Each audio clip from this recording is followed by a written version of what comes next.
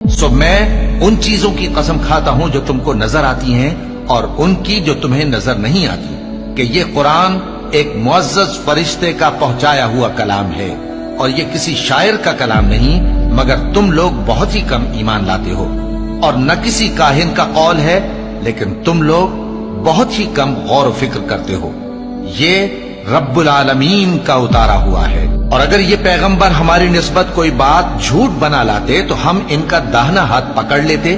پھر ان کی رگے گردن کاٹ ڈالتے، پھر تم میں سے کوئی ہمیں اس سے روکنے والا نہ ہوتا۔ اور یہ کتاب تو پرہیزگاروں کے لیے نصیحت ہے، اور ہم جانتے ہیں کہ تم میں سے بعض اس کو جھٹلانے والے ہیں، نیز یہ کافروں کے لیے موجب حسرت ہے، اور کچھ شک نہیں کہ یہ یقین کرنے کے لائق ہے۔ سو تم اپنے پروردگار عظیم کے نام کی تسبیح کرتے رہو۔